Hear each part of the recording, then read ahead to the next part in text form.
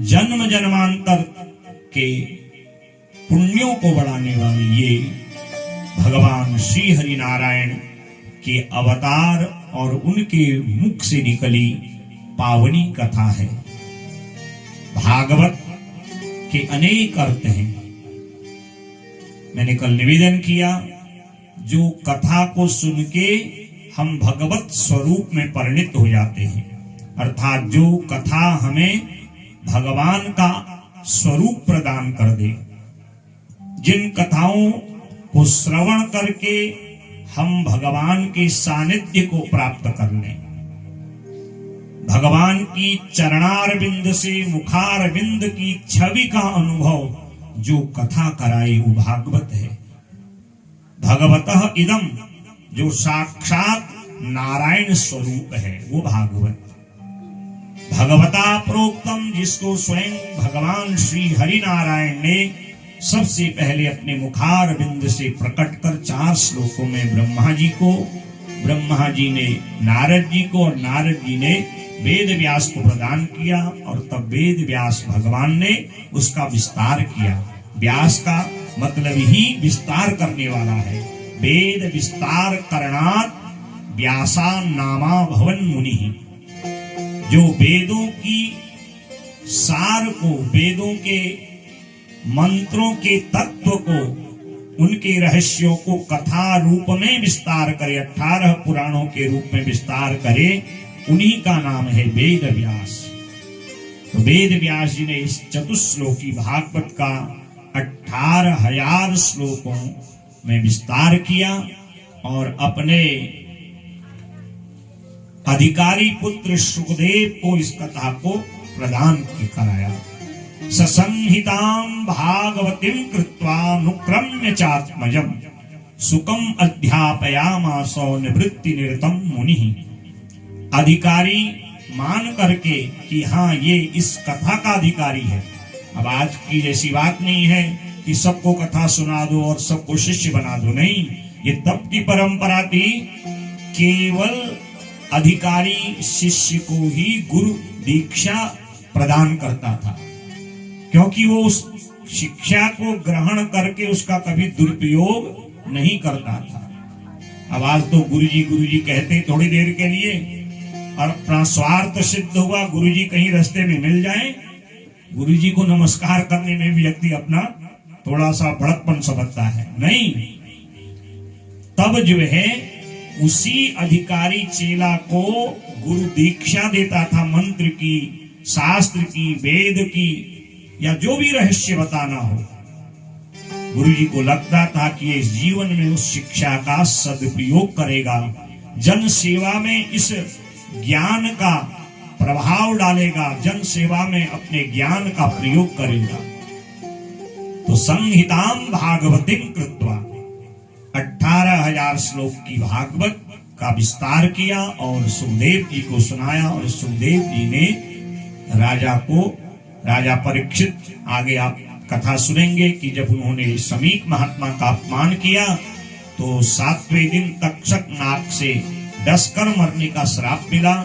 तो आकुल व्याकुल राजा परीक्षित गंगा तट अक्षय वट वृक्ष के आश्रय में सुखदेव भगवान के पास गए हैं और भागवत कथा का प्रश्न किया है। तो ये वो भागवत है। और भागवत का एक अर्थ है भव, माने जिसको श्रवण करे हमें भक्ति मिले। गौ अर्थात जिससे हमें ज्ञान हो, वो अर्थात जिस कथा को सुन के, जिसका चिंतन करके हमें वैराग्य, संसार के विषयों से, संसार के दुर्गुणों से वैराग्य होने लगे, तो तप, और जिस कथा को सुन के हम थोड़ा थोड़ा भगवान को प्राप्त करने का तप करें और संसार का थोड़ा थोड़ा त्याग करने का अभ्यास करें, तो जहां भक्ति, ज्ञान, वैराग्य और तप है वही भागवत है। भागवत का एक अर्थ और है, ये भागवत अपने आप एक गीत है। भगवतः गीतम, 10वें स्कंद में आप श्रवण करेंगे, यदि मनोभाव से श्रवण करोगे तो आपको वृंदावन की छवि का आनंद आएगा। जिस आनंद को भगवान ने द्वापर में समस्त ब्रजवासियों को जो आनंद प्रदान कराया था। भागवत का 10वां स्कंद भगवान का हृदय है और वहां अनेक गीत हैं, भ्रमर गीत, वेणु गीत, युगल गीत, प्रणय गीत और सबसे श्रेष्ठ गोपी गीतम। तो भगवतः गीतम, जिसमें भगवान के चरित्र का गायन किया गया है, जिसमें भगवान की प्रेम लक्षणा भक्ति का गीत है, भागवतम वही भागवत है। अनेक अर्थ भागवत के हैं। तो ऐसी जो अलौकिक भागवत है वह उन्हीं को प्रदान भगवान करते हैं, उन्हीं पर कृपा करते हैं जिनके जन्मांतरे भवेत् पुण्यम, अनेक जन्मों के जिनके पुण्य होते हैं। तो आप सभी अहोभागी पुण्यात्मा हैं और आप इस कथा का रस लेने यहाँ पर विराजमान हैं। और आपके साथ साथ मैं भी भाग्यशाली हूं, क्योंकि आपके निमित्त में इस कथा को सुना रहा हूं। मैं भगवान की चर्चा आपको प्रदान कर रहा हूं, तो उस पुण्य का लाभ मैं भी ले रहा हूं। नहीं तो आज तो भागम भाग की जिंदगी है, व्यक्ति सुविधाओं के लिए दिन रात प्रयत्नशील है। कहाँ महाराज भजन करने का समय है? लोगों से पूछो महाराज, पानी पीने की फुर्सत नहीं, सांस लेने की फुर्सत नहीं। इतनी भागम भाग जिंदगी में 7 दिन, यही एक बहुत बड़ी तपस्या है। और ये 7 दिन में एक दिन तो आपका निकल गया, 6 दिन में हम अपने जीवन को बदलने के लिए क्या कर सकते हैं? बस इसी विचार का चिंतन करना है। और इसी विचार का चिंतन सुखदेव स्वामी राजा परीक्षित को करा रहे हैं। तो ऐसी यह अलौकिक 18,000 श्लोकों की संहिता, 335 अध्याय, 12 स्कंद, भक्ति ज्ञान वैराग्य युक्त ये भगवान का पावन जो है प्रेम लक्षणा गीत, ये भागवत है। और इस भागवत में अनेक मंगलाचरण हैं। मुख्य 3 स्थानों पर मंगलाचरण किया गया है। जब भागवत को वेद व्यास भगवान ने बद्रीनाथ में लिखा, आगे कथा आएगी। हम तो अहोभागी लोग हैं, इसी उत्तराखंड में इस भागवत जी की रचना की गई और यही अनेक भगवान के अवतार हुए हैं। पर हम अपना महत्व नहीं समझ पाते। मैं अपनी कहूं, जब हम यहाँ से बाहर जाते हैं, उत्तराखंड से बाहर जाते हैं ना, मध्य प्रदेश, उड़ीसा आदि प्रांतों में इस कथा के निमित्त, वहां लोग कहते हैं आप केवल व्यास ही नहीं, देवभूमि के देवता हैं, क्योंकि आप उत्तराखंड की भूमि में जन्म लिए हैं और भागवत की कथा सुनाते हैं महाराज। तो इस भारत भूमि में उत्तराखंड भूमि का तो अपने आप में एक महत्व है। और इतना ये जो विशाल ग्रंथ, ये भगवान के चरित्र का प्रकाश करने वाली कथा है, इसकी रचना भी बद्रीनाथ में हुई है। बोले भागवत भगवान की, बद्री नारायण भगवान की जय जय श्री राम। वेद व्यास जी ने जब बद्रीनाथ में इस भागवत की कथा का श्री गणेश किया, तो सबसे पहले मंगलाचरण किया। दूसरा मंगलाचरण जब सुखदेव भगवान 2 स्कंद में 4थे अध्याय पर पहुंचते हैं, तब याद आती है। राजा परीक्षित को कथा सुनाते सुनाते तब 4थे स्कंद में, 4थे अध्याय में, 2 स्कंद के 4थे अध्याय में 8-10 श्लोकों में बड़ी सुंदर मंगल स्तुति करते हैं। और 12वें स्कंद में इस कथा को जब विश्राम देते हैं, सूत महाराज जी जो वेद व्यास जी के परम भागवत शिष्य हैं, नैमिषारण्य में ऋषियों को इस कथा को सुना रहे हैं। तो 12वें स्कंद के जो है विश्राम पर 3 मंगलाचरण का उल्लेख है। हमारे जीवन की भी 3 मुख्य अवस्थाएं हैं, बाल्यावस्था, युवावस्था, वृद्धावस्था। बाल्यावस्था का आचरण श्रेष्ठ हो तो युवावस्था में मन नहीं भटकता, युवावस्था में आचरण श्रेष्ठ होता है तो वृद्धावस्था में आकुलता व्याकुलता नहीं होती। और जब वृद्धावस्था में हम भगवान में मन लगाते हैं तो संयमित इंद्रियों के द्वारा हमें प्राण छोड़ते वक्त कष्ट नहीं होता, हमारी आकुलता व्याकुलता समाप्त हो जाती है। अंते नारायण स्मृति, और भगवान का स्मरण करते करते हमारी सदगति हो जाती है। इसीलिए भागवत जी में 3 स्थानों में प्रमुख मंगलाचरणों का उल्लेख है। और सबसे पहले वेद व्यास भगवान जी ने परम सत्य परमात्मा को, जिनकी सत्ता तीनों कालों में एक समान है, न घटती है न बढ़ती है, जो अनादि है, जो अनंत है, जो अखंड है, जो अप्रमेय है, जो अतुलनीय है, जो अकारण करुणा वरुणालय होकर के अपने भक्तों पर कृपा बरसाने के लिए अनेक अवतारों को धारण करता है, ऐसा वह परम सत्तावान, जिसकी सत्ता कभी खंडित नहीं होती, अखंड सत्ताधारी, जो न घटते हैं न बढ़ते हैं, एक रूप में रहते हैं, ऐसे उन परम सत्य परमात्मा को प्रणाम किया है। कैसे किया है? जन्माद्यस्य यतोऽन्वयादितरतश्च चार्थेष्वभिज्ञः स्वरान् तेने ब्रह्महृदाय आदिकवये मुह्यन्ति यत्सूरयः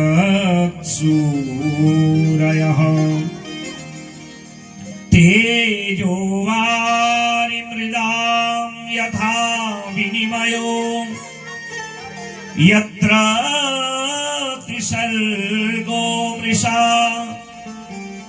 धाम्ना स्वेन सदा निरस्तकुहकम् सत्यं परं धीमहि।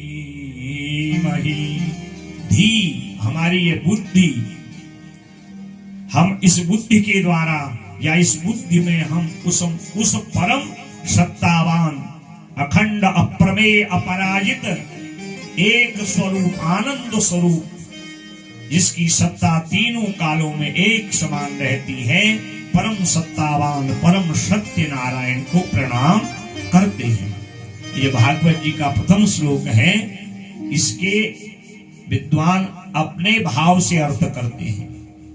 जो वेदांती हैं, जो सांख्य के आचार्य 6 शास्त्र हैं, उसी के अनुसार इनके अलग अलग अर्थ और अलग अलग मार्गों में उपासना करने वाले, शिव की उपासना करने वाले शैव, शक्ति की उपासना करने वाले शाक्त और नारायण की उपासना करने वाले परम वैष्णव अपने भाव से अपने इष्ट को इस श्लोक के द्वारा सत्यम परम धीमहि उनको प्रणाम करते हैं। वेद व्यास जी ने देखा कि कलयुग के लोग संप्रदायवादी हो जाएंगे और बंट जाएंगे, और आज हो रहा है।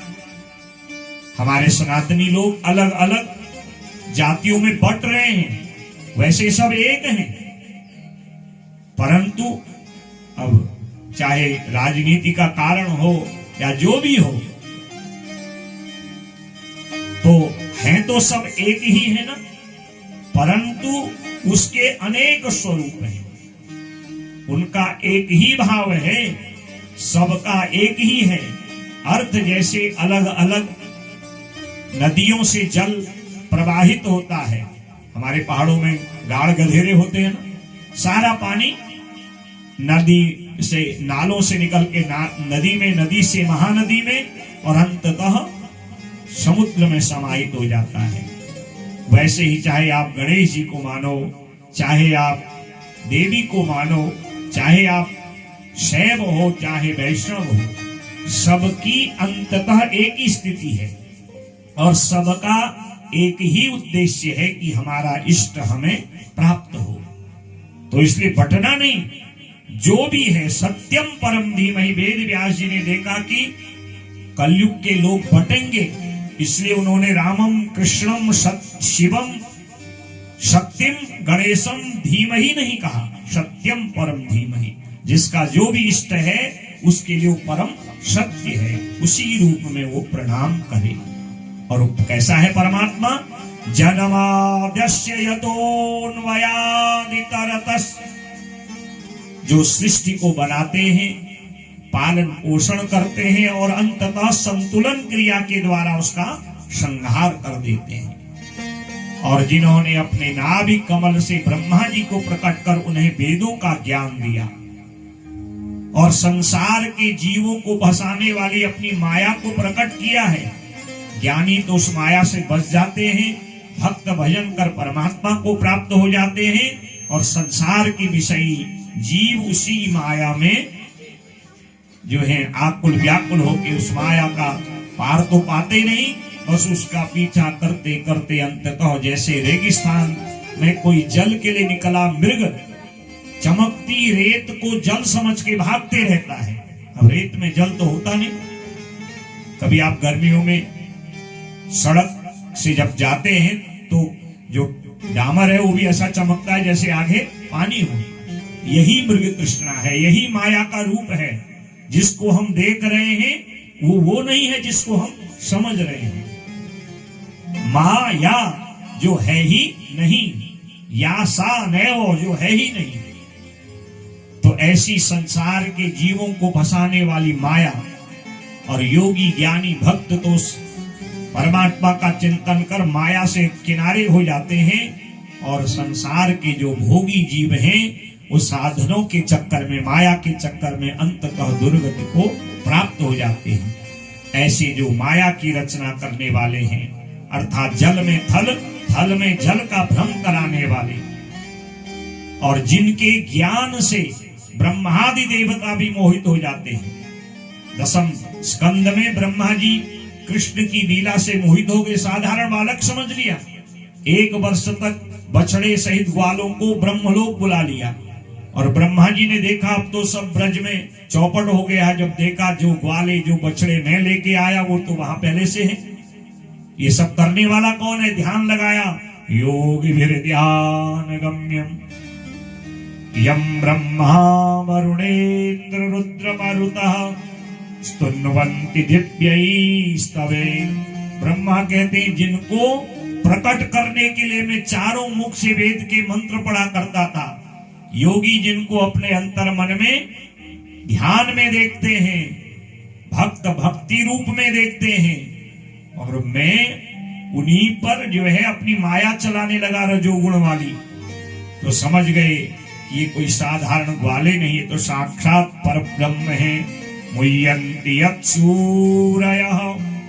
ब्रह्मा भी जिनकी माया में मोहित हो जाते हैं महाराज। ऐसे जो परमात्मा श्री हरि नारायण है, सत्यम परम धीमहि।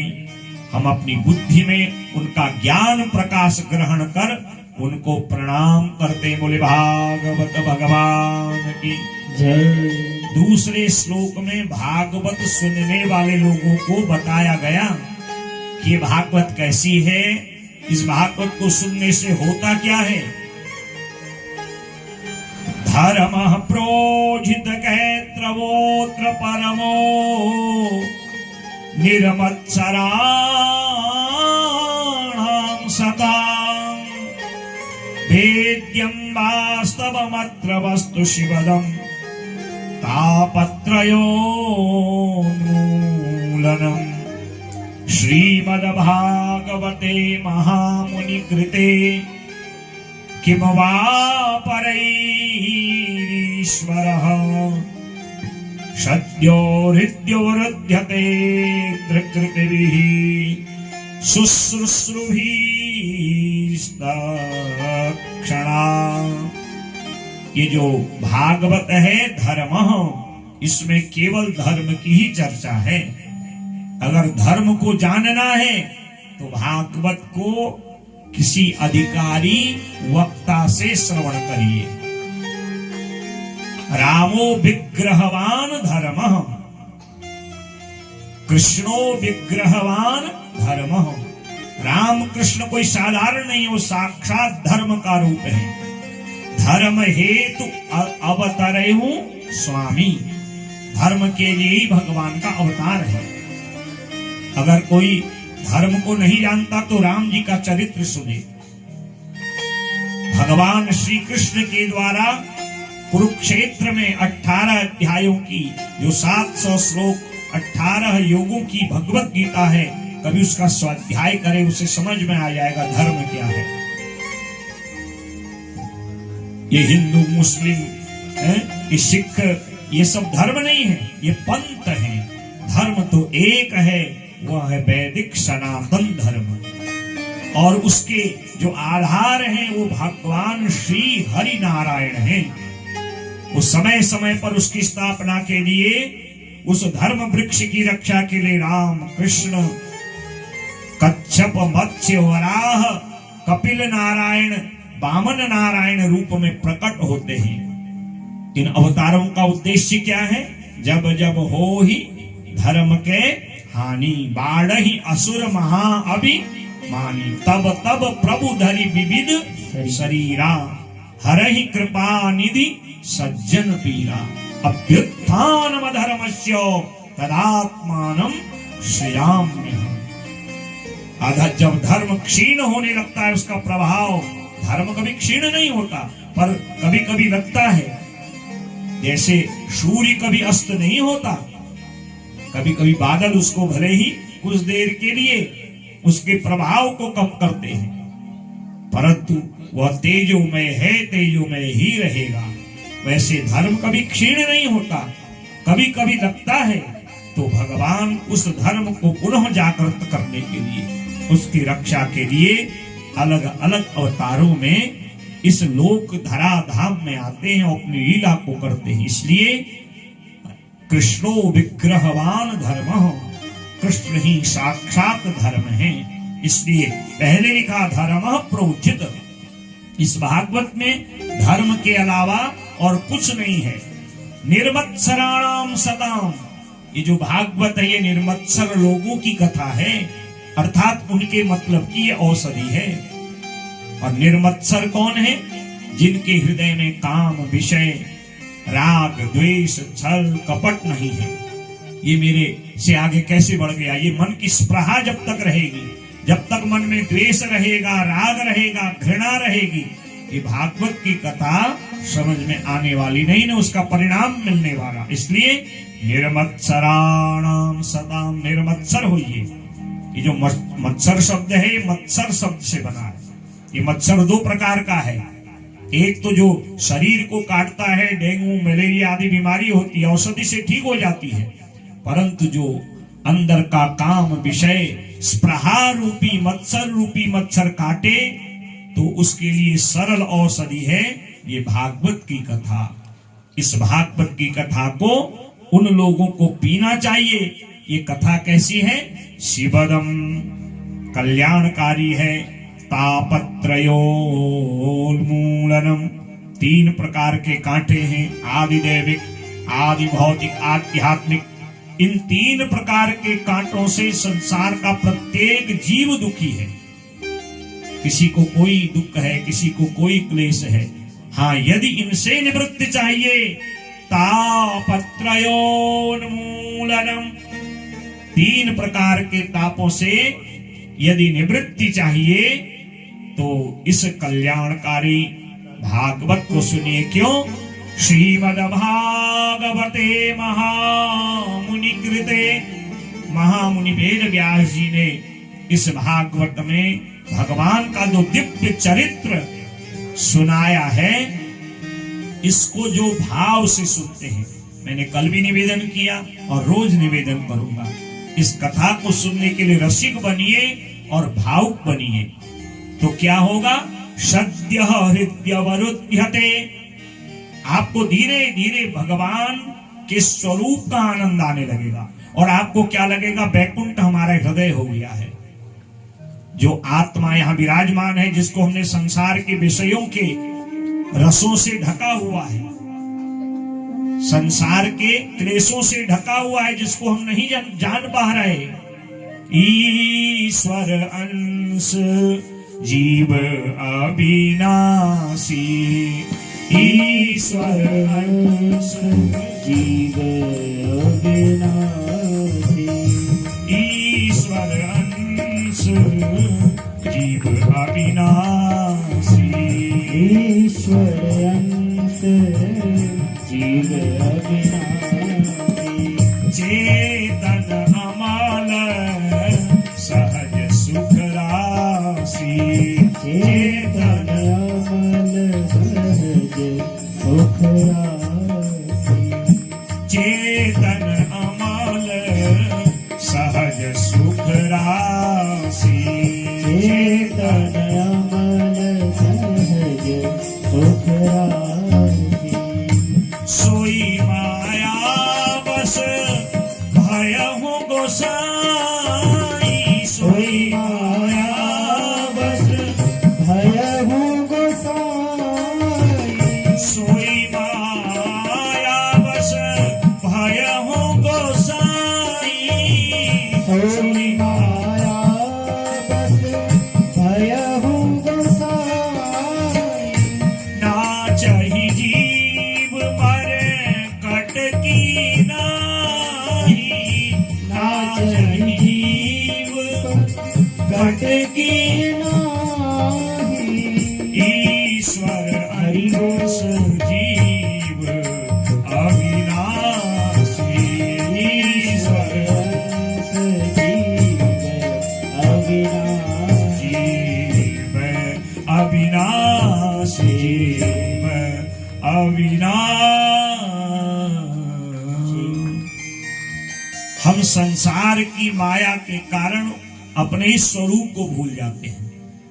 आप ही लोग कई बार कहते हैं ना, वो महात्मा बड़े सिद्ध हैं, अरे वो संत तो बहुत पहुंचे हुए हैं, अरे वो तो बहुत बड़े विद्वान है महाराज, जो कह देते हैं वो हो जाता है। उसमें और हम में कोई अंतर है? वही नेत्र, वही कान, वही हाथ, वही शरीर, पर शर्त है, केवल अंतर इतना है उसने जीवन की इंद्रियों को संयमित किया है। उसको भी भूख लगती है, उसका मन भी वासनाओं की ओर जाता है, पर उसने उनका निग्रह किया है, वो संयमित किया है और शक्तियों का दुरुपयोग नहीं किया है, इसलिए पहुंचा हुआ हो गया। वो आप भी पहुंचे हुए हैं, पर आप संसार के विषयों में अपने तत्व को, अपने इस आत्म तत्व को भूल गए। आत्मदेव ब्राह्मण की तरह आकुल व्याकुल बिल्कुल, कल आपने श्रवण किया ना, आप हम सभी तो आत्मदेव हैं और ज्ञान न होने के कारण डूबने को तैयार है, आत्महत्या करने को तैयार है। और जब दो कर्ण जैसे ज्ञानी आते हैं, जगाते हैं, आप कौन हैं? ये भागवत भी ऐसा ही करता है। इस जो है तीन तापों को दूर करने वाला कल्याणकारी है, और इसको जो निर्मत्सर होके श्रवण करते हैं, क्या होता है? सद्यो हृद्यो हृद्यतेत्र।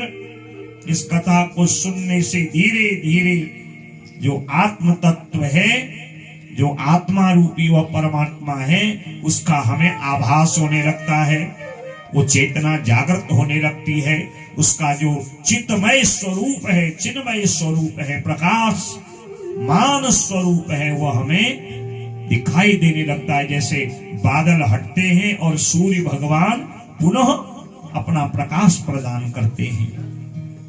तो ये भागवत भी ऐसी है जो इसको भाव से श्रवण करते हैं। इसलिए मैं निवेदन करता हूं, क्योंकि 7 दिन मिले हैं, बाकी सब दुनियादारी है, तो 7 दिन कैसे हम सदुपयोग करें, कैसे अपना कल्याण करें। इसलिए इसको भाव को होकर के रसिक बन के श्रवण करिए।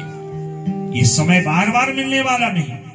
आत्म कल्याण चाहते हैं तो इस भागवत को भाव से श्रवण करिए, और इसको सुनने का फल होगा हृदयवरुध्यते, आपके हृदय में उसके स्वरूप का अनुभव होने लगा।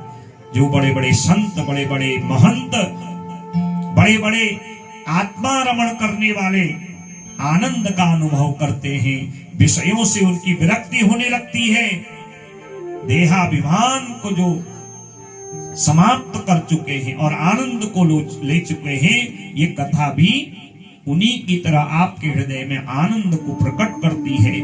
और वो सच्चिदानंद स्वरूप भगवान आपको अपनी आनंदानुभूति प्रकट कराता है। क्यों? निगम कल्पतरोर गलितम फलम सुखमुखात् अमृतद्रवसं युतम् पिबत भागवतं रसमालयम् मुहुरहो रसिका भुवि भावुका।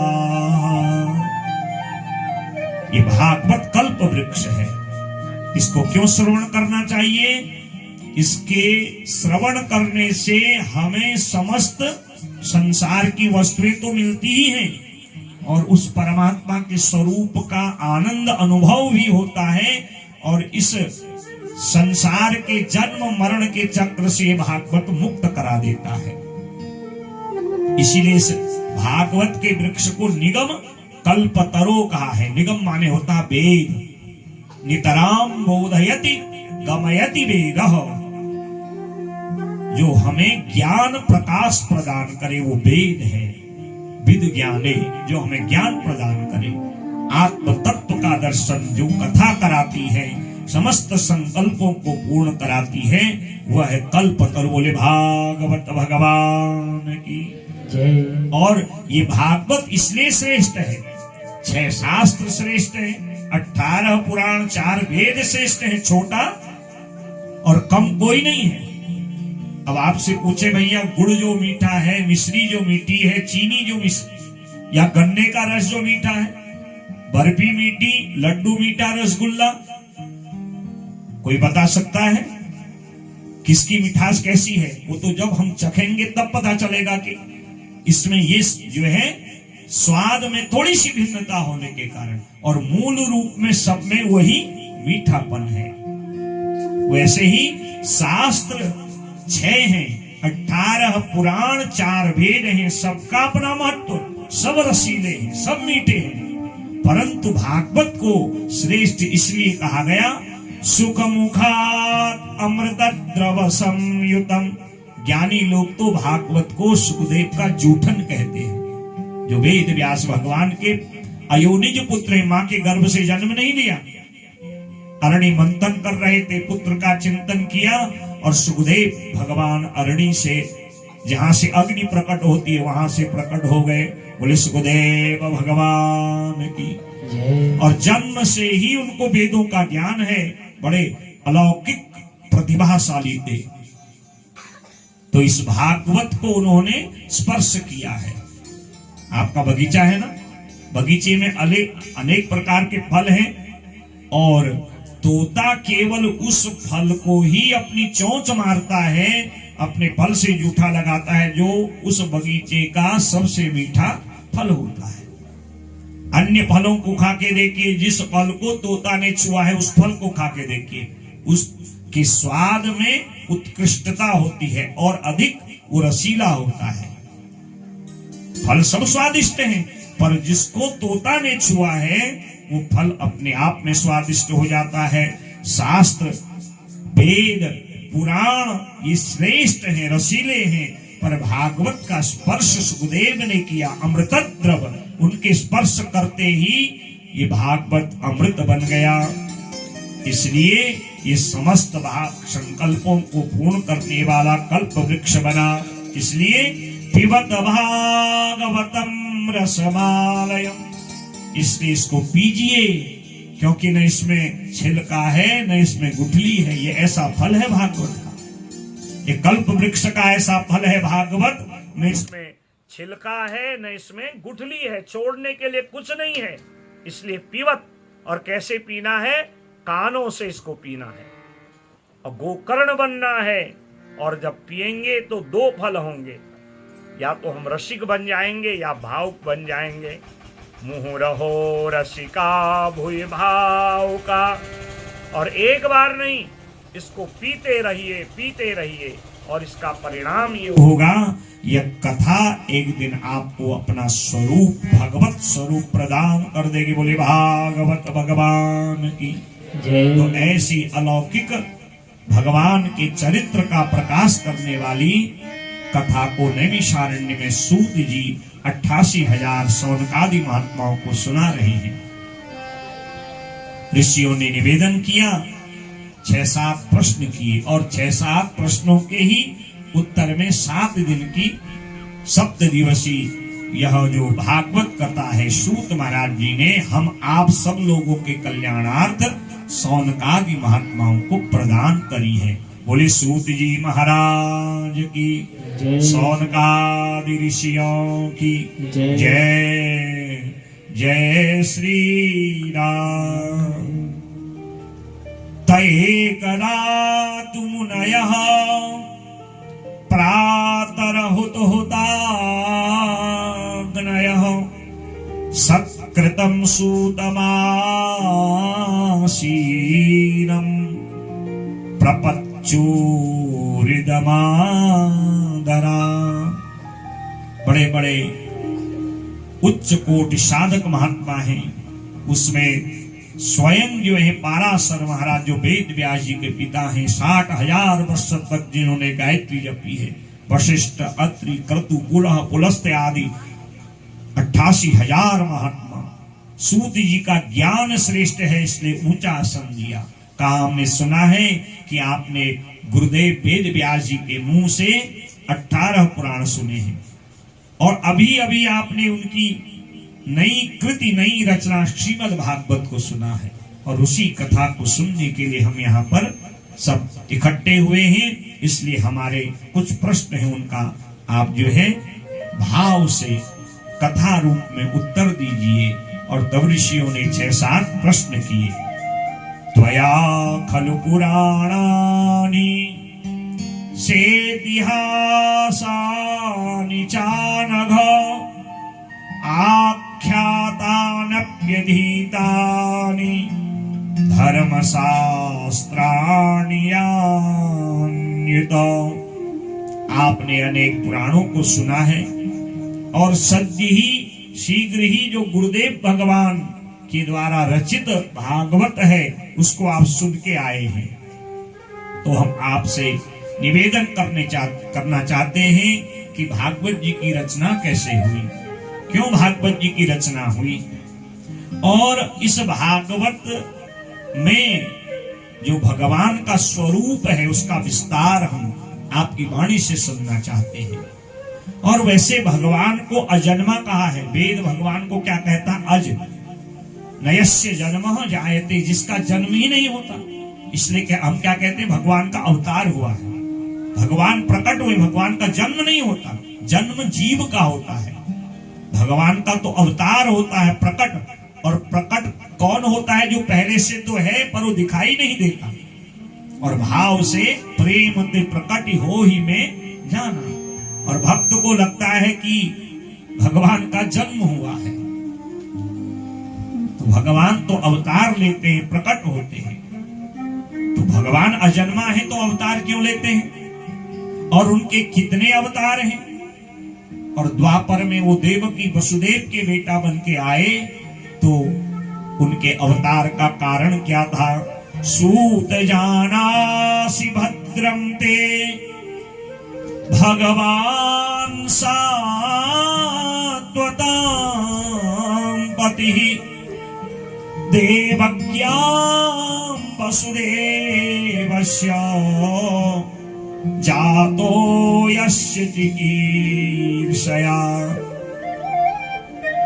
जब भगवान अजन्मा है तो वो वसुदेव और देवकी के बेटा क्यों बनते हैं? और जब वो द्वापर में बलभद्र और कृष्ण के रूप में आए तो उन्होंने किन किन लीलाओं को किया है? कृतवान किल वीर्याणि सह रामेण केशवः। उन्होंने जो लीलाओं को किया है उनका हम विस्तार चाहते हैं। और भगवान साक्षात धर्म स्वरूप है। जितनी वर्ष भगवान ने पृथ्वी लोक में लीला करी, श्री कृष्ण भगवान 125 वर्ष तक इस धराधाम में लीला की। 4 वर्ष गोकुल, 7 वर्ष ब्रज में वृंदावन में, 14 वर्ष मथुरा, और 100 वर्ष मेरे गोविंद द्वारिकाधीश बन के लीला की। और जब राम बन के आए 11,000 वर्ष तक लीला करी। तो द्वापर में जब कृष्ण भगवान लीला करने आए धर्म का संरक्षण करने के लिए, तो जब इस धराधाम को छोड़ के अपने लोक को गए तो धर्म का क्या हुआ? ब्रूहि योगेश्वरे कृष्णे ब्रह्मण्ये धर्मवर्मणि स्वाम काष्ठामधुनोपेते धर्मः कं शरणं गतः जब भगवान इस धराधाम का त्याग करके हम अपनी समस्त लीलाओं का सम्मरण कर करके लीलाओं को पूर्ण करके राधा रानी सहित गोलोक अपने लोक को गए, तो धर्म का क्या हुआ? उनका जो स्वरूप है उसका हम विस्तार चाहते हैं। तो ऋषियों से सूत जी कहते हैं, आपका बड़ा सुंदर प्रश्न है, मैं आपको बताता हूं। भगवान अजन्मा है तो वो अवतार क्यों लेते हैं, कितने अवतार हुए हैं? और सबसे पहले अपने पूज्य गुरुदेव भगवान के पुत्र सुखदेव भगवान का उन्होंने स्मरण किया, जो भागवत के पहले अधिकारी है। यम प्रप्रजंतम अनुपेतम अपेत कृत्यम द्वैपायनो विरह कातर आजुहाव पुत्रेति तन्मयतया तरवोभिनेदु स्तम सर्वभूत हृदयम मुनिमानतोस्मि।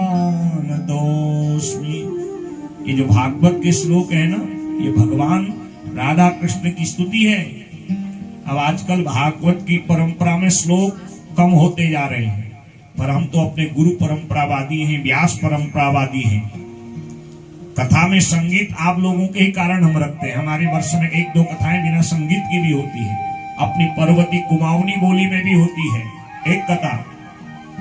और कथा में संगीत भी हम उतना ही रखते हैं जैसे कड़वी दवा न खाई जाए तो डॉक्टर वैद्य कहता है थोड़ा शहद मिला लो, और ताकि दवा का जो है अच्छी तरह रसपान और उसका परिणाम मिल जाए।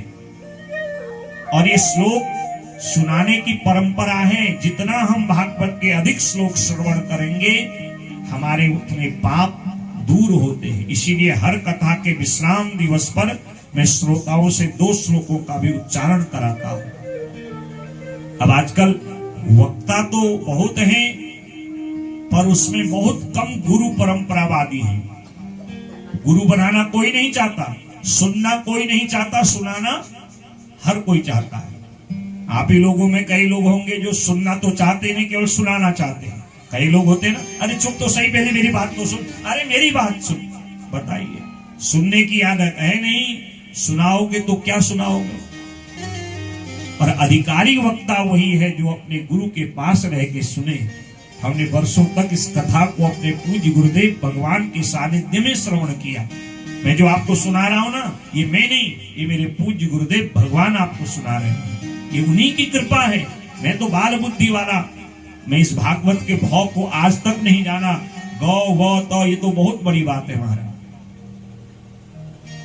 और जब अधिकारी वक्ता सुनावे तो समय का पता भी नहीं चलता। इसलिए अधिक से अधिक श्लोकों को सुनना चाहिए। ये एक एक श्लोक भगवान राधा कृष्ण की स्तुति है, ये उनका अंग है, उपांग है।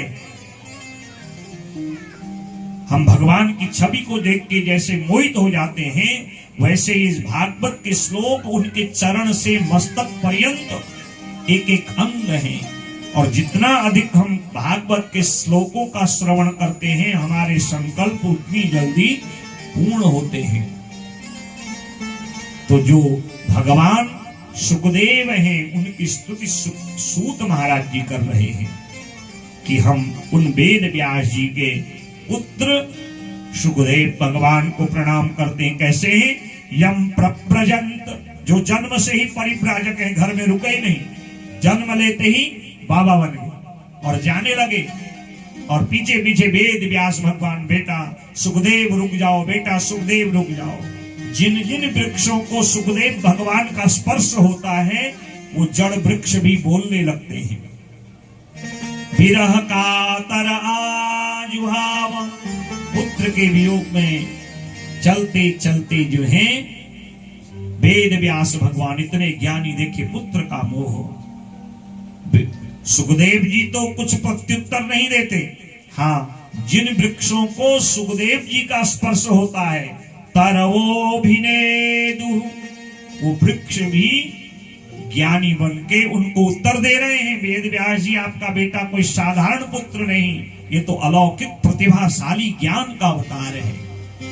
ऐसे जिनके स्पर्श से जड़ भी पंडित बन जाते हैं, विद्वान बन जाते हैं, जन्म से ही जो परिव्राजक हैं अपेतम, उनका भी यज्ञोपवीत संस्कार भी नहीं हुआ, ऐसे जो ज्ञान अवतार परमहंस परीक्षित को कथा सुनाने वाले सुखदेव भगवान है, उनको हम प्रणाम करते हैं।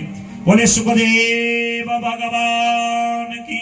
फिर नारायण, नरोत्तम, देवी सरस्वती, वेद व्यास आदि की जय करते हुए इस कथा के पूछे गए प्रश्नों को सूत जी बड़े मार्मिक ढंग से उत्तर देते हैं। कहते हैं ये जो भागवत है ये साक्षात श्री हरि नारायण का ही रूप है और कलयुग के लोगों के लिए राधा कृष्ण का ही रूप है। तू गोकुल का रखवाला है, कोई क्या जाने नंद लाला है। तू गोकुल का रखवाला है, कोई क्या जाने नंद लाला है, कोई क्या जाने नंद लाला है, कोई क्या जाने नंद लाला है। कोई क्या जाने नंद लाला है। गोकुल का रखवाला है, गोकुल का रखवाला है, कोई क्या जाने नंद लाला है। कोई क्या जाने नंद लाला है। श्री राधे।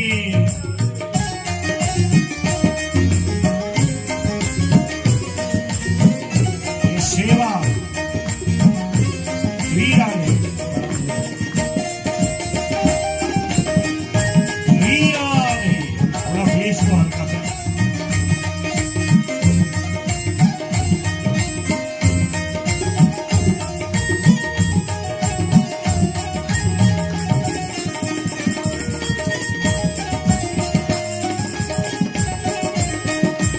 तेरे मोर मुकुट सिर सोहत है, तेरे मोर मुकुट सोहत है, मकराकृत कुंडल सोहत है, मकराकृत कुंडल सोहत है।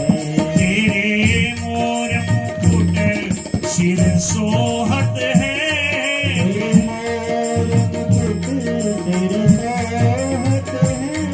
मकराकृत कुंडल सोहत है। मकराकृत कुंडल सोहत है। तेरे गले में बेलन की माला है, तेरे गले जयंती माला है, कोई क्या जाने नंद लाला है। कोई क्या जाने नंद लाला है, कोई क्या जाने नंद लाला है। कोई क्या जाने नंद लाला है, कोई क्या जाने नंद लाला है। कोई क्या जाने नंद लाला है।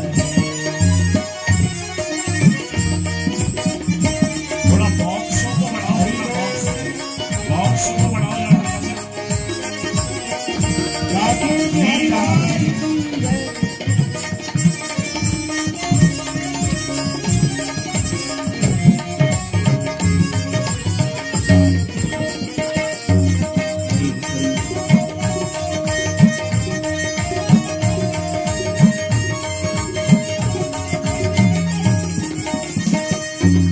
जैसे सूत जी मन ही मन उनकी माधुरी छवि का भाव रख रहे हैं और कथा को सुना रहे हैं। आपको भी ऐसे ही अपनी दिनचर्या में काम करना है। काम कोई छोटा बड़ा नहीं है, जो करना है सो करिए, पर उसकी दिव्य माधुरी छवि को तू मीठी बंसी बजाता है, तू मीठी बंसी बजाता है, यमुना तट धेनु चरा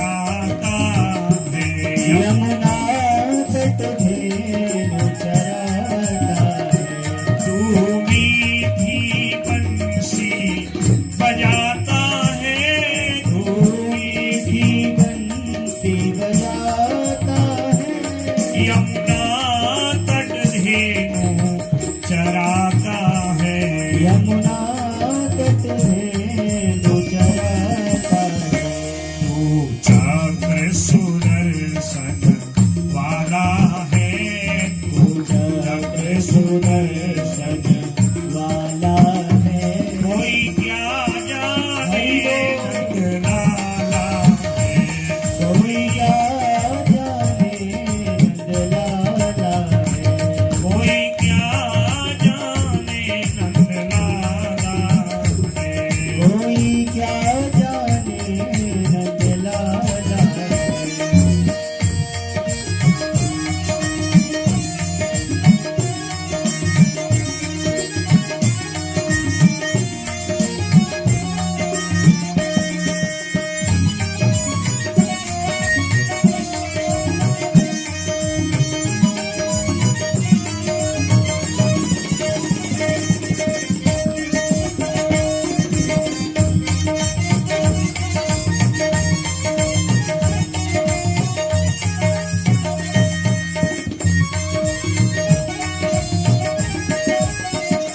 संसार तुम्हारी माया है।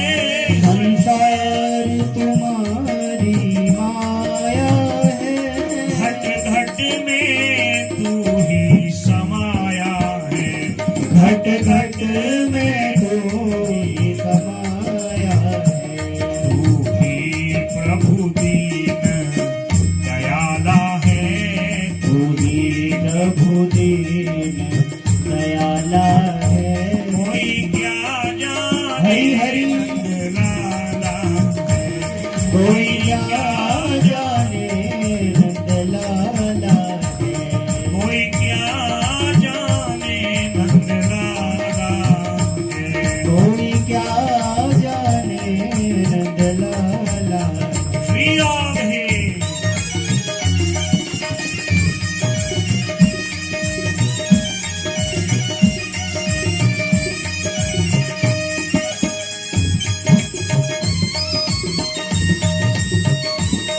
हरि बोल।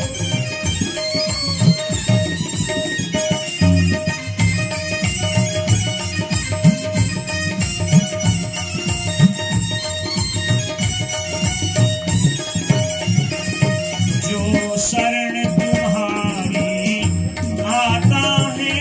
जो शरण तुम्हारी आता है। वो अभी चल पदवी पाता है। वो अभी चल पदवी पाता है।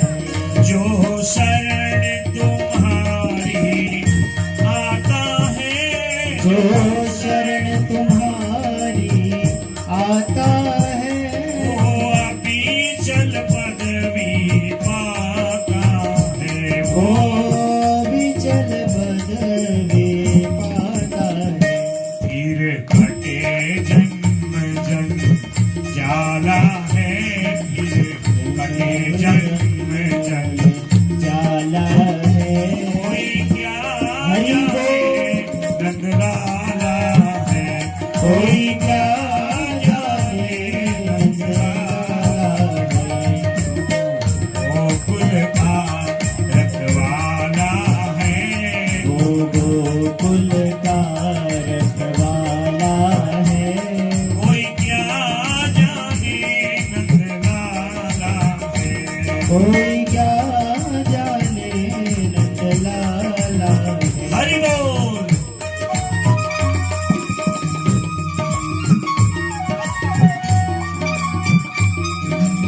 बोली बाके बिहारी लाल की जय।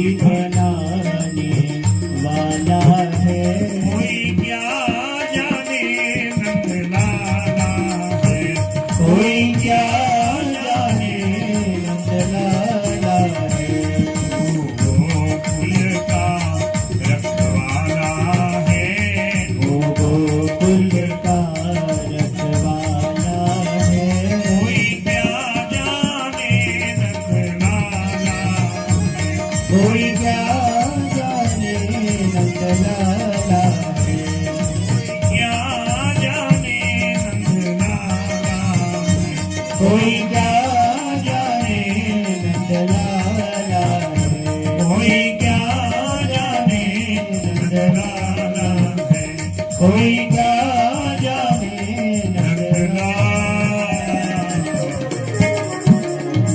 नंदलाल भगवान की जय नैमिषारण्य धाम की सूत जी महाराज की जय सौनकादि महात्माओं की जय जय श्री राम। ऋषियों ने निवेदन किए कि भगवान तो अजन्मा है, तो वसुदेव देवकी के बेटा बन के क्यों अवतार लेते हैं, और उन्होंने किन किन लीलाओं को किया, और जब पूरी लीला हो गई तो धर्म का क्या हुआ। धर्मः कम शरणम गतः, धर्म किसकी शरण प्राप्त किया है। ये 6-7 प्रश्न किए और तब सूत महाराज जी ने एक एक प्रश्न का एक एक दिन में उत्तर दिया और 7 दिन की भागवत कथा श्रवण करा दी। अब ऐसे नहीं कि घड़ी देख के 1:30-2 बजे से 5-5:30 बजे, नहीं, सूर्योदय से कथा आरंभ होती थी सूर्यास्त पर्यंत, 2 घड़ी का विश्राम, ये नियम है कथा का। हम कई जगह 6-6 घंटा भी कथा सुनाए हैं। अब इससे पहले हरदोला में चल रही थी, एक दिन तो करीब लगभग 5 घंटे के आसपास कथा। सुनने वाला श्रोता भाव से सुन रहा है तो अपने राम का काम क्या है, यही तो काम है ना हमारा। हमारा धर्म यही हमारी पूजा, यही हमारा कर्म है। अगर यजमान का भाव है तो उसके संकल्प को पूर्ण करने के लिए ही हम आए हैं। यदि भाव से सुने तो जितना अधिक सुनो, जितना सुनोगे उतने पाप दूर होंगे। तब कथामृतम तप्त जीवनम कवि विरीडितम कलमसापहम, कलमस माने पाप। ये भगवान की जो कथामृत है हमारे कायिक वाचिक मानसिक पापों को दूर करती है, और हर क्षण हम पाप करते हैं, शरीर से, मन से, इंद्रिय से, और इतने पापों का भंडार है। तो जितना अधिक भगवान की चर्चा का लाभ लेंगे उतना निष्पाप होंगे। इसलिए अधिक कथा श्रवण का मुंह रहो रसिका, बार बार सुनिए। और सबसे पहले 24 अवतारों को बताया, कहा वैसे तो भगवान के अवतारों का कोई अंत नहीं, हरि अनंत, हरि कथा अनंता। वैसे 10 अवतार हैं और उनमें 24 अवतारों का वर्णन। पहला कुमार अवतार, फिर भगवान का सौकर्म वपु, भगवान जो है वो वराह रूप में प्रकट हुए हैं। कल एक कथा है आपको सुनाई देगी, जो है मैं सुनाऊंगा 33 स्कंद में। तीसरा अवतार देवर्षि नारद, अभी इसके बाद एक कथा आएगी। देवर्षि नारद कैसे जो है दासी पुत्र से भगवान नारायण बन गए। भगवान का चौथा नर नारायण रूप में, 5वां कपिल नारायण, 6ठा दत्तात्रेय, 7वां यज्ञ नारायण, 8वां ऋषभदेव, 9वां भगवान पृथु नारायण के रूप में प्रकट हुए। भगवान का 10वां अवतार मत्स्य नारायण, 11वां अवतार कूर्म कच्छप अवतार, कमठ अवतार, 12वां भगवान का धन्वंतरी, 13वां मोहनी, फिर भगवान का नृसिंह अवतार, फिर वामन अवतार, परशुराम अवतार, और वेद व्यास रूप में जिन्होंने वेद का विस्तार पुराणों के रूप में किया, व्यासाय विष्णु रूपाय। ये भगवान के जो है 70वें अवतार हैं। 18वें अवतार में भगवान त्रेता में दशरथ कौशल्या के बेटा राम बन के आए हैं, रावण आदि राक्षसों के कुल का अंत करने के लिए। भगवान के 2 अवतार एक साथ हुए, बलभद्र और कृष्ण 19 और 20वें अवतार। भगवान के 2 बार हरि अवतार हुए, चौथे स्कंद में जब आप कथा सुनेंगे परम भागवत ध्रुव जी की, तो उनको जो दर्शन दिया था भगवान ने वो हरि अवतार। 8वें स्कंद में भगवान पुनः हरि नारायण बन के आए, जिन्होंने गज को ग्राह के बंधन से मुक्त किया। ये भगवान के इस प्रकार 22 अवतार, और भगवान का हंस, हयग्रीव, बुद्ध आदि अवतारों का कोई अंत नहीं। 23 अवतार भगवान के जो है हो चुके हैं। 24वां अवतार भगवान का इसी कलयुग में होगा। संभल ग्राम में, जो आज के समय मुरादाबाद के पास में है, तो उस संभल गांव में सुयस नाम के ब्राह्मण के घर में भगवान नारायण कल के रूप में अवतरित होंगे। अश्वारूढ़ होकर के, हाथ में खड्ग लेके, जैसे हमारे पहाड़ में गोलजू है ना, लगभग गोलजू तो क्षत्रिय वंश में है, और कल की नारायण ब्राह्मण कुल में अवतार लेंगे। और 3 जो है रात्रि में, जैसे परशुराम अवतार का वर्णन है, वैसे ही 3 रात्रि दिन में दुष्ट, अनीति, अधर्म, पाखंड, छल करने वाले, अधर्म को बढ़ाने वाले दुष्टों का अंत कर धर्म की स्थापना करेंगे। बोले कल की नारायण भगवान की। ऐसे जो भगवान के अवतार हैं, हे ऋषियों, अनंत हैं, पर ये मुख्य अवतार हैं।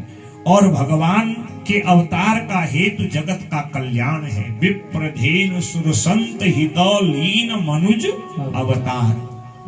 भगवान के अवतार का हेतु पहला है ब्राह्मण, धेनु गैया, सुर देवता और संत। जब इन पर अनीति, अधर्म, छल, कपट आदि बढ़ता है, इन पर जब अन्याय होने लगता है, इनको कष्ट होने लगता है, दुष्ट इनको पीड़ा देने लगता है, दुष्ट इनको पीड़ा देने लगते हैं, तब भगवान अलग अलग रूप में तब तब प्रभु धरि विविध शरीरा, हरहि कृपा निधि सज्जन पीड़ा।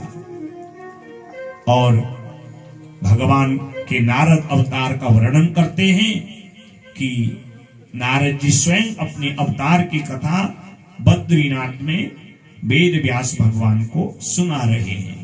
किसके लिए? भागवत की रचना की प्रेरणा के लिए। तब यहाँ पर एक दिव्य कथा ऋषियों ने जो है ऋषियों को सूत जी ने सुनाई। कहा कि जब वेद व्यास भगवान ने 4 वेदों के विभाग किए, अरण्यक, उपनिषद आदि बनाए, ब्राह्मण आदि, फिर भी मन में शांति नहीं। 17 पुराण लिख दिए, 1 लाख श्लोकों की महाभारत लिख दी, भाष्य लिख दिया। इतनी रचना करने पर भी मन अशांत है। तो उनके अशांत मन को, उनकी आकुलता, व्याकुलता को दूर करने के लिए वहां पर नारद जी प्रकट हो गए। बोले नारद जी महाराज की जय। और नारद जी ने जब देखा कि वेद व्यास जैसे ज्ञानी और इस एकांत शांत बद्री वन में, बद्रीनाथ में अशांत है, तो संसार के और लोगों का क्या होगा। वेद व्यास जी ने आसन दिया, उनका अर्चना आदि किया। वेद व्यास जी से नारद जी कहते हैं, आज आपके मुखमंडल में कुछ असंतोष है, कुछ अशांति है, कुछ आकुलता व्याकुलता है, बताइए महाराज क्या कारण है। और ऐसे शांत, ऐसी जगह में जहां से भगवती भागीरथी प्रकट होती है, साक्षात नारायण का धाम है, बेरों का जंगल है। बद्री माने होता बेर। तो ऐसे हिमालय की इस सिद्ध तपोस्थली में आप अशांत हैं महाराज, क्यों? कहा मेरी मन की अशांति, उलझन मैं आपको कैसे बताऊं।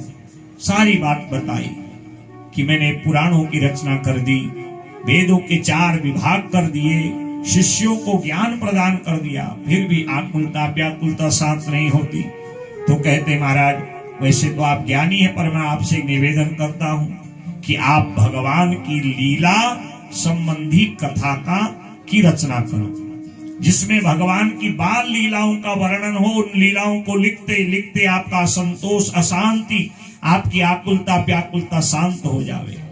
और भगवान की दिव्य लीला का जब आप वर्णन करेंगे तो आपका मन आनंदित हो जाएगा, रोमांचित हो जाएगा, हर्षित हो जाएगा, क्योंकि मैं इसका प्रत्यक्ष प्रमाण हूं। और यहाँ नारद जी ने अपने पूर्व जन्म की कथा का वर्णन किया कि आज जो मुझे आप भजन में आनंदित देखते हो ना, ये भगवत कृपा है। मैं नर से नारायण बना हूं। नारद जी भगवान के तीसरे अवतार हैं। और कहते मैं पूर्व जन्म में एक दासी का बेटा था। मेरी माँ एक ब्राह्मण के घर में चूल्हा चौका का कार्य करती, भोजन माता का काम करती थी। जो मिल जाता प्रसाद मुझे भी देती, स्वयं भी खाती थी। पिता बचपन में मृत्यु को प्राप्त हो गए थे। एक बार चातुर्मासा आरंभ हुआ और चातुर्मासा आने वाला है। आषाढ़ शुक्ल एकादशी, जिस दिन हम तुलसी लगाते हैं, हर्षयिनी एकादशी। और 4 माह पूर्ण कब होते हैं? कार्तिक शुक्ल एकादशी हर प्रबोधनी, जिस दिन हम शालिग्राम के साथ तुलसी माँ का ब्याह करते हैं। ये 4 माह चातुर्मासा। और इन 4 माहों में विरक्त वैरागी संत महात्माओं के लिए नियम है कि एक स्थान में ही ये आराधना करते हैं। बाकी 8 माह भ्रमण परिव्राजक। तो 4 महात्मा ब्राह्मण के, उसी ब्राह्मण के घर में आए चातुर्मासा आरंभ होने के पहले दिन, जहां मेरी मां सेवा करती थी। महात्माओं ने कहा, ब्राह्मण देवता कल से चातुर्मास लगने वाला है, हम 4 माह आपके ही कुटिया में भजन करेंगे। ब्राह्मण बड़े प्रसन्न हो गए। किसके घर में ब्राह्मण आते हैं? संत आते हैं, ज्ञानी आते हैं, श्रेष्ठ जन आते हैं, जिसके अनेक जन्मों के सत्कर्म होते हैं। सबके घर में ब्राह्मण नहीं जाते, सबके घर में संत नहीं जाते, सबके घर में श्रेष्ठ जनों की सेवा नहीं होती। और यदि आपके घर में आ रहे हैं तो इसका लाभ लीजिए। जब घर में संत ब्राह्मण आए तो सबसे पहले उनका चरण प्रक्षालन करिए और उनका चरणोदक लीजिए। शास्त्र कहता है ब्राह्मणा तो जंगमम तीर्था। आपने कृष्ण सुदामा की कथा तो सुनी होगी ना। 7वें दिन मैं भी आपको सुनाऊंगा। पानी परात को हाथ छियो नहीं, नैनन के जल से पग। यत्फलम कपिला दाने कार्तिक्याम ज्येष्ठ पुष्करे, तत्फलम पांडव श्रेष्ठ विप्राणाम पाद शोधने। ज्येष्ठ पुष्कर में कार्तिक के महीने कपिला दान करने का जो पुण्य है, घर में आए हुए वेद पाठी ब्राह्मण संत के चरण धोने से पुण्य मिल जाता है। इसलिए बिटिया के ब्याह के दिन पहले हम ब्राह्मण आचार्य के चरण धोते हैं और तब वर जी के। ये हमारी कुरुमांचली कुमाऊनी पद्धति है चरण प्रक्षालन की। और सुदामा जी के भी चरण ऐसे ही धोए थे। तो संत महात्मा ब्राह्मणों के चरण सबको नहीं मिलते। वो भाग्यशाली होते हैं जिनके घर में विद्वान ब्राह्मण संत आते हैं। उनके अनेक जन्मों के पुण्य हैं। भले आज हम लोग कलयुग के प्रभाव से इतने प्रभावित हो गए, इन बातों का महत्व नहीं समझते, परंतु ऐसे ऐसे कुलीन लोग हैं, ऐसे ऐसे भक्त लोग हैं जो ब्राह्मण के चरण प्रक्षालन के बिना उनके मन में शांति नहीं होती। अगर हम कभी तीर्थ में स्नान न कर पाए, तीर्थ का दर्शन न कर पाए, घर में आए ब्राह्मण के चरण प्रक्षालन करके उस जल का अभिषेक कर लें तो सारे तीर्थों के स्नान दान का पुण्य मिल जाता है। प्रभाव अपना है। ब्राह्मण कहते मेरे अहोभाग हैं, आज आप आए हैं, 4 महीना भजन करिए महाराज। और 4 महीना भजन किया। प्रातः उठते, स्नान करते, संध्या करते, पूजन करते, हवन करते, जो उनका धार्मिक कर्म है। और सायंकाल होने से पूर्व मध्याह्न के समय सत्संग करते। और नारद जी कहते मैं 5 वर्ष का बालक ध्यान पूर्वक उनकी बातों को सुना करता था। इसलिए मैं कथाओं में निवेदन करता हूं, कथा सुनने कभी घर से अकेले मत आओ, कथा परिवार सहित सुनो। बच्चों को साथ में, पत्नी को साथ में, माता पिता जो भी आपके अपने लोग हैं, स्वजनों को लेके कथा सुनो। 2 काम कभी अकेले मत करिए, भोजन और भजन। परिवार के साथ बैठ के भोजन करिए। जब परिवार के साथ बैठ के भोजन करोगे तो मन की जो खटास होगी, कोई टेंशन होगा ना, वो बातों बातों में दूर हो जाएगा। अभी आजकल ये वाला युग हो गया ना, यंत्र है हाथ में। घर में 4 सदस्य हैं, 4 कोने में बैठे हैं, पागलों की तरह लगे हुए हैं। कोई आया है, कोई जा रहा है। ये सारी दुनियादारी इससे भी कम हो रही है हमारा। हाँ, हम व्यवहारिक रूप में पीछे हो गए हैं। हाँ, धन संपत्ति हजारों लाखों का ये यंत्र आपके पास है, इसका लाभ लीजिए ना। ये कथा हो रही है ना, ये सब भागवत कल्प वृक्ष पे आएगी कथा। भागवत कल्प वृक्ष यूट्यूब पे। यहाँ थोड़ा नेटवर्क की समस्या, नहीं तो ये आपको सीधा प्रसारण इसको देखने का मिलता। ऐसी कथाओं को सुनो, उससे संत महात्माओं के कितने उपदेश आते हैं इसमें, उसको सुनिए। पर हम अच्छाई कम, इससे बुराई ज्यादा ग्रहण करते हैं और वो काम घर में करते हैं जिससे विवाद हो। तो इसलिए कथा और भोजन अर्थात भजन और भोजन परिवार के साथ करिए। भजन अगर परिवार के साथ करोगे, कथा परिवार के साथ सुनोगे, तो कथा बच्चे के लिए भी है, सयाने के लिए भी है, माता के लिए भी है, पिता के लिए भी है, चेला के लिए भी है, गुरु के लिए भी है, संत के लिए है, महंत के लिए भी है, वृद्ध के लिए है, बालक के लिए है, बेटा के लिए है, बिटिया के। छोटे छोटे सूत्र हैं जीवन के जीने के। घर में बहुत संपत्ति, हमारा बड़ा साम्राज्य, और घर में शांति नहीं है। अक्सर लोग निवेदन करते हैं। अभी मैं परसों हमारे बड़े बहुत पहुंचे हुए डॉक्टर हैं हल्द्वानी के, उनके साथ बैठा हुआ था कि मेरे से निवेदन कर रहे थे, बताइए महाराज इतना समय कठिन आ गया है, अगर किसी बुजुर्ग की मृत्यु हो जाए, बेटे को विदेश से आने में समय लगता है और उसके पास इतना समय नहीं होता, तो मेरे से निवेदन कर रहे हैं, गुरुजी बताओ कोई ऐसा उपाय है। मैंने कहा पहले तो उस संतान के लिए धिक्कार है जिस माँ ने 9 माह गर्भ में रखा, पाला पोसा, पिता ने कितना परिश्रम करके उसको पढ़ाया लिखाया और संस्कार दिए, पर वो संस्कारहीन हो गया। माता पिता का संस्कार करने का ही समय नहीं, पहले तो संतान ही नहीं है। अगर उसके पास 12 दिन का समय नहीं है तो उसने केवल 9 माह अपने मां के गर्भ का भार ही तो बढ़ाया ना। उसका जीवन और पशु के जीवन में क्या अंतर है हमारा? परवाह कौन नहीं करता? पशु तो नहीं करता ना। कितना ही बड़ा राजा, कितना ही बड़ा मंत्री चला जाए, आगे से कोई सांड आ जाए, कोई भैंस आ जाए, क्या वो नमन करेगा, रास्ता छोड़ेगा? कभी नहीं छोड़ेगा, क्योंकि वो विवेकहीन है, उसके अंदर ज्ञान नहीं है। जो विवेकहीन है, जिसके अंदर ज्ञान नहीं है, क्या करना है क्या नहीं करना है, तो वो मनुष्य थोड़ी है महाराज, जो पशु है ना। तो उन्होंने इसी चर्चा को बढ़ाया, तो मैंने उनको एक सरल उत्तर दिया और मैं अब लोगों को ऐसे ही प्रेरित कर रहा हूं, क्योंकि अक्सर लोग कथा के बाद मिलने आते हैं, अपने अपने प्रश्न करते हैं। अभी मैं मार्च में कथा कर रहा था पांडे परिवार में, तो सायंकाल के समय एक माता जी कथा के बाद आई, बड़ी आकुल व्याकुल होकर फबक फबक कर रोने लगी। कहने लगी जो आज आप 2 दिन से कथा सुना रहे हो ना, ये तो ऐसा लग रहा मेरे घर की कथा है। मैंने कहा माता जी क्या हुआ? 6 वर्ष हो गए मेरे बेटा को अमेरिका गए हुए। जब तक ब्याह नहीं था कम से कम फोन उठाता था, 1-2 वर्ष में घर आता था। अब ब्याह क्या हुआ, न तो फोन उठाता है न अपनी कुशल भेजता है। महाराज हमने अपना सब कुछ बेच करके उसको पढ़ाया लिखाया, तो मैंने कहा यही आपकी गलती है, आपने पढ़ाया लिखाया पर उसको संस्कार नहीं दिए। तो मैं आज समाज के लोगों से कहता हूं, अब संतान पर भी ज्यादा भरोसा मत करिए। आपको लगे कि बेटा सेवा करेगा तब भी अच्छा, न लगे तब भी अच्छा। संतानें कितनी, किसी का एक किसी का 2 महाराज। एक बिटिया होगी उसी पर संतोष है, एक बेटा हो गया पढ़ा लिखा छोड़ के चला गया, क्या करोगे? आशा तो बलवती है ना। तो मैं लोगों से निवेदन कर रहा हूं, आपको लगे कि अब हम असहाय हो गए हैं, हमारे पास सब कुछ है, हमारी मृत्यु के बाद कोई हमारा सत्कार करे न करे, क्योंकि हमारे शास्त्रों में, क्योंकि हम वेद को मानने वाले, पुराणों को मानने वाले, स्मृतियों को मानने वाले, वैदिक धर्म को मानने वाले हैं, हम परंपरावादी हैं, हम संस्कारी हैं।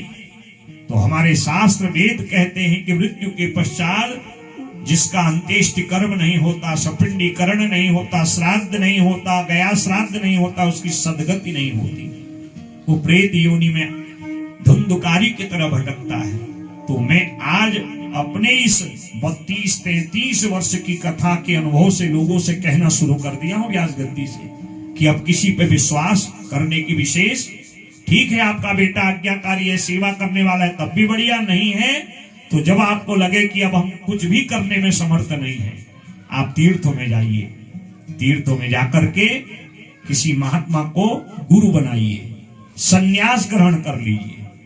और जब कोई सन्यासी बनता है वो पहले अपने परदादा, दादा, फिर पिता का श्राद्ध कर अपना श्राद्ध कर लेता है। और दंडक ग्रहण मात्रेणो नरम नारायणो भवे। जैसे ही वो दंड ग्रहण करता है, संन्यास ग्रहण करता है, अब उसको पिंड की अंत्येष्टि कर्म की इच्छा नहीं होती। यही हमारा शास्त्र इस मार्ग को बता रहा है। और मैंने अपने उन मित्र डॉक्टर साहब से यही कहा, क्योंकि वो अपनी अवस्था को देख रहे थे, बच्चों की स्थिति को देख रहे थे, 75 पार कर चुके थे।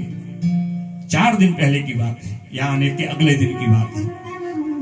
कहने लगे आपने बहुत संतोषजनक जो है मुझे आज मेरे मन की संतुष्टि कर दी। मैंने निवेदन किया, बल्कि मैंने कहा आपके पास तो ऐसी विद्या है, कुछ दिन जो है आश्रमों की जीवन शैली अपनाई है, संत महात्मा लोगों की सेवा, क्योंकि आपके पास तो वो ज्ञान है, जहां भी रहेंगे लोग आपकी सेवा करेंगे। और जब आप इस दुनिया से चले जाओगे, फिर आपको बेटा पिंडदान करे, अग्नि दे न दे, श्राद्ध करे न करे, आपकी आकुलता व्याकुलता शांत हो जाएगी, प्रेत बनने का भय नहीं मिलेगा, क्योंकि समय बहुत खराब आ रहा। इसीलिए नारद जी कहते हैं, मैं उन संतों की बातों को ध्यान पूर्वक सुनता था और उनकी बातों का प्रभाव मेरे मन में ये पड़ा कि मेरा मन तो दुनियादारी से हटने लगा। और मेरी अवस्था कितनी है? 5 वर्ष की। एवं पंचाहनो मास बालकः पंचाहायनः, 5 वर्ष का, 5 वर्ष का। 4 माह कब बीत गए, जब महात्मा जाने लगे, चरण पकड़ लिए। मैं चरण पकड़ रहा हूं, मां मेरी हाथ पर खींच अपनी ओर रही है। उसको लगता था कहीं ये बाबा बन गया तो मेरी बुढ़ौती का क्या होगा। महात्माओं ने जब मेरा भाव देखा तो मुझको एक मंत्र दिया, और वो भागवत का मूल मंत्र है, नमो भगवते तुभ्यं वासुदेवाय धीमहि प्रद्युम्नाय निरुद्धाय नमः संकर्षणाय च। यही भागवत के मूल मंत्र को ये श्लोक प्रकट करता है। और भागवत का मूल मंत्र क्या है? ओम नमो भगवते वासुदेवाय, ओम नमो भगवते वासुदेवाय, ओम नमो, गाइए, भगवते वासुदेवाय, ओम नमो भगवते वासुदेवाय, ओम नमो गाइए, जपिए, वासुदेवाय, ओम नमो भगवते वासुदेवाय, ओम नमो भगवते वासुदेवाय, वासुदेवाय नंदनंदनाय, वासुदेवाय नंदनंदनाय, वासुदेवाय नंदनंदनाय, वासुदेवाय नंदनंदनाय, ओम नमो भगवते वासुदेवाय, ओम नमो भगवते वासुदेवाय, ओम नमो भगवते वासुदेवाय, ओम नमो भगवते वासुदेवाय। ये तो आप साक्षर मंत्र यदि हमारे मुख से न निकले तो हम कैसे भागवत सुनेंगे बताइए। आते जाते यही मंत्र, जो वो प्रहलाद को इसी मंत्र ने भगवान का दर्शन कराया, नारद जी को इसी मंत्र ने नर से नारायण बनाया। श्री राधे, इसलिए गाइए, जपिए, नंदनंदनाय श्री कृष्ण चंद्राय, नंदनंदनाय श्री कृष्ण चंद्राय, नंदनंदनाय कृष्ण चंद्राय, नंदनंदनाय कृष्ण चंद्राय, ओम नमो भगवते वासुदेवाय, ओम नमो भगवते वासुदेवाय, ओम नमो भगवते वासुदेवाय, ओम नमो भगवते वासुदेवाय। श्री राधे, हरि बोल। भाव में, आनंद में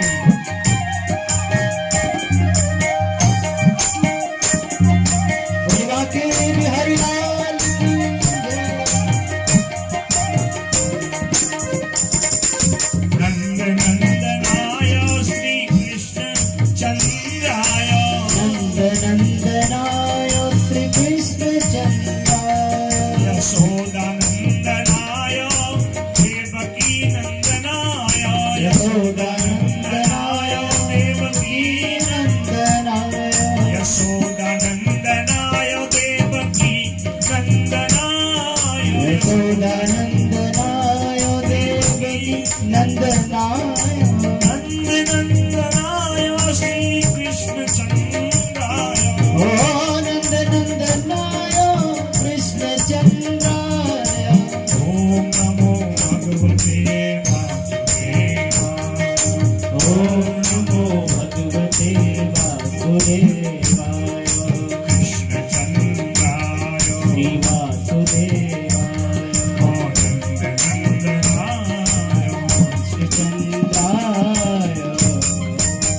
बोले नंद नंदन भगवान की जय।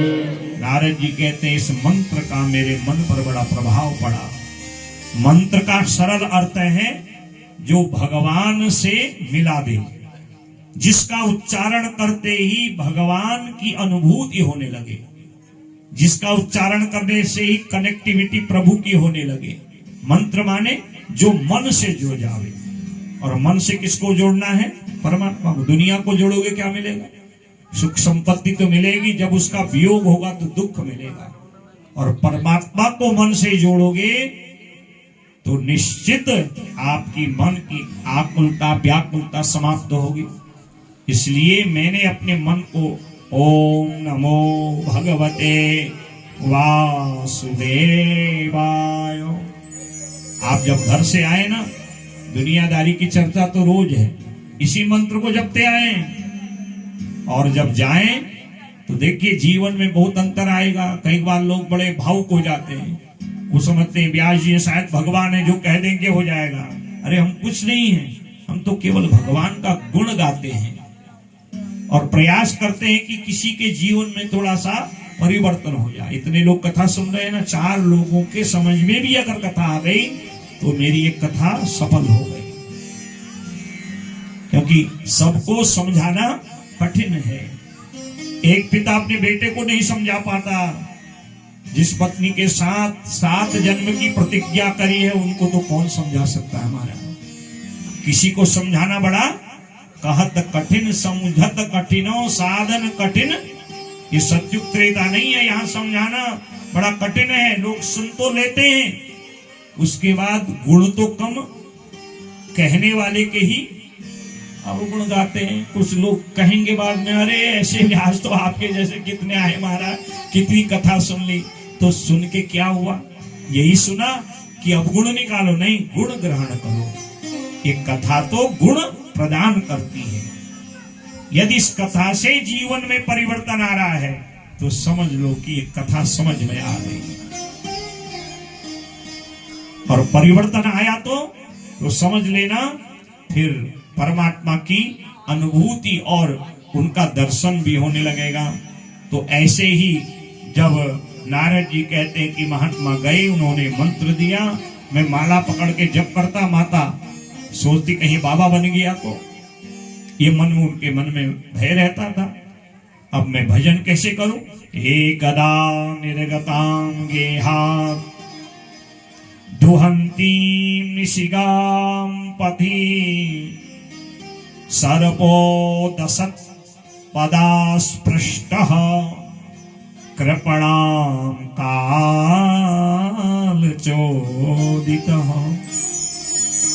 मेरी माँ एक दिन सायंकाल में गैया को दूहने गई गौशाला पे, बिल से एक सांप निकला, माँ को दिखाई नहीं दिया और सर्प ने उनको काट दिया। जहर शरीर में गया, माँ की मृत्यु हो गई। गांव के लोग आए, मैं अकेला था, माँ का अंत्येष्टि कर्म किया, मैं भी थोड़ी देर शोक किया। अब मेरे पास था भी क्या? माँ का अंत्येष्टि कर्म जो विधि होती है वो सब पूर्ण करी, और बचाई क्या था? खिलाने पिलाने वाली माँ थी, वो भी रही नहीं, तो मैं कहाँ रहता। मैं आकुल व्याकुल होके घर से निकल गया। आई मौज फकीर की दिया झोपड़ा फूट था ही क्या, निकल गया। जहां भी सत्संग होता, महात्मा भजन करते थे, बस वहां अपना समय बिताता। जो सीत प्रसादी मिल जाती भगवान का प्रसाद समझ के ग्रहण करता था। ऐसे ही सत्संग करते, भजन करते, भगवान के द्वादशाक्षर मंत्र ओम नमो भगवते वासुदेवाय को जपते जपते मैं वृद्ध हो गया। मेरे गुरुदेव भगवान ने मुझसे कहा था कि इस मंत्र से तुम्हें भगवान का दर्शन होगा, परंतु दर्शन तो हुआ नहीं। आकुलता व्याकुलता बढ़ गई, प्राण कंठ पे आने को तैयार हैं। तब मैंने मन से भगवान से संवाद किया। क्या मेरे गुरुदेव भगवान का वचन झूठा हो सकता? नहीं। भगवान स्वरूप गुरुदेवता होते हैं, उनका वचन कभी मिथ्या नहीं हो सकता। या तो मेरी भक्ति में कमी रह गई है, या प्रभु आप दर्शन देना नहीं चाहते हो। मेरे मन के संवाद को प्रभु ने सुन लिया, प्रकट तो नहीं हुए, पर आकाशवाणी के रूप में मेरे कान में शब्द गूंजने लगे। सत्सेवया दीर्घयाते जाता मयि दृढ़ा मतिः मतिर्मयि निबद्धेयं न विपद्येद कलहित। मुझ पर तेरा जो विश्वास है, जो निष्ठा है, मैं तुझे आज ये वचन दे रहा हूं। मैं तुझे अपना दर्शन इसलिए नहीं दे रहा कि दर्शन देने से कुछ मांगेगा और मैं दे दूंगा और तेरा मेरा जो है फिर ऐसे छुटकारा हो जाएगा। नहीं, मैं दर्शन देना नहीं चाहता, बल्कि अपना ही रूप प्रदान करना चाहता हूं। इसलिए हर जन्म में मेरे प्रति तुम्हारी मति बनी रहेगी। अंते मति सागति।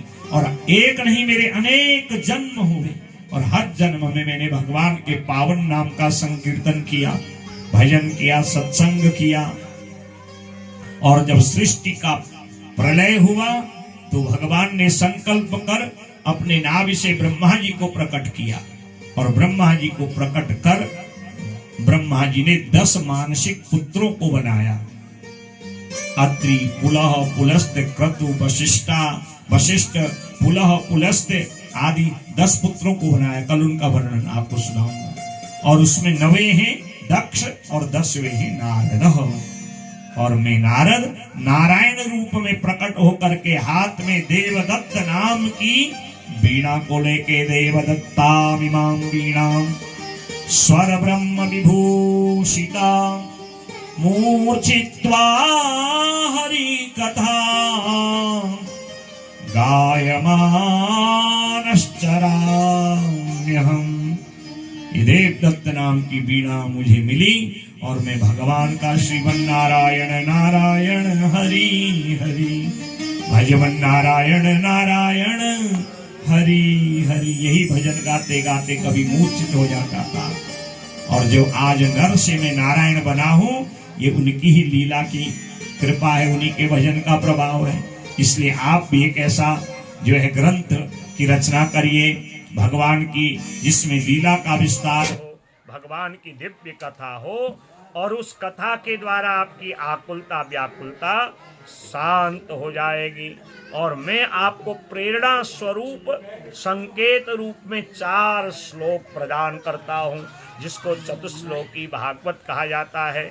और तुम इस चतुश्लोकी भागवत का विस्तार 18,000 श्लोकों के रूप में करो। और इतना कहते ही 4 श्लोक नारद जी ने जो ब्रह्मा जी के मुख से सुने थे, जो ब्रह्मा जी को भगवान नारायण ने प्रदान की। आगे आप 2 स्कंद में इस कथा को सुनोगे। चतुश्लोकी भागवत प्रदान करी और नारद जी वहां से गए हैं। और आज वेद व्यास जी ने उन 4 श्लोकों का चिंतन किया। ब्रह्म नद्यां सरस्वत्यां आश्रम पश्चिमे तटे शम्याप्रासिति प्रोक्त ऋषीणां सत्रवर्धनः। वेद व्यास जी का जो आश्रम है, आप कभी बद्रीनाथ गए हो तो भारतवर्ष का अगर हम कहें तो वहां से पहला ग्राम है। उत्तर दिशा से जो पहला गांव है वो माणा गांव, वही माणा गांव में आज भी वेद व्यास जी की गुफा है, जहां से भगवती भागीरथी गंगा सरस्वती प्रकट होती। बोले गंगे मैया की। ये सारा क्षेत्र बद्री क्षेत्र कहा जाता है, बद्रीनाथ कहा जाता है। और वहां पर जो वेद व्यास जी का आश्रम है उसका नाम है सम्यप्रास। बोले बद्रीनाथ धाम की। तस्मिन् स्वाश्रमे व्यासो बदरी संड मंडिते आसीनोपस्पृश्य प्रणिदध्यौ मनः स्वयं। अपना मन उन 4 श्लोकों में एकाग्र किया और ऐसी कृपा बरसी कि वाणी से सरस्वती और लेखनी रूप में स्वयं गणेश जी जो जो व्यास जी बोलते उस संहिता का विस्तार किया। 4 श्लोकों का विस्तार 18,000 श्लोकों के रूप में किया और भागवत ग्रंथ की रचना कर दी। बोले भागवत भगवान की जय। ससंहितां भागवतीं कृत्वा नुक्रम्य चात्मजम् सुखम् अध्यापयामास निवृत्ति निरतम मुनिः। और उस 18,000 श्लोक की परम पावनी संहिता को रच के अपने बेटा सुखदेव को अधिकारी समझ के उसको वो कथा सुनाई।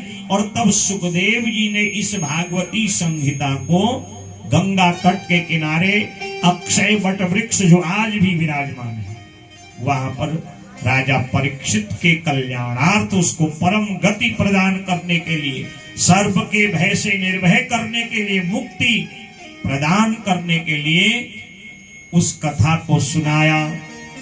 और तब ऋषियों ने प्रश्न किया।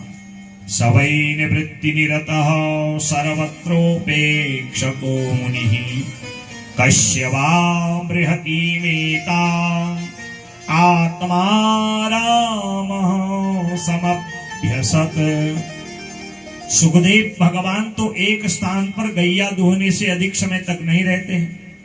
सुखदेव भगवान एक स्थान पे एक गाय को धोने में कितना समय लगता? 10, 20, 25 मिनट, अधिक से अधिक आधा घंटा। उतने ही स्थान एक जगह पे रहते हैं। तो कैसे वो 7 दिन तक बैठ के भागवत की कथा सुनाए? और कौन था वो राजा परीक्षित? क्यों उसे कथा सुननी पड़ी? परीक्षितोधरायर्षे जन्म कर्म विलापनम। वो राजा परीक्षित कौन है, उसकी जन्म कथा हमें सुनाए। और क्यों उसको भागवत सुनने की आवश्यकता पड़ी?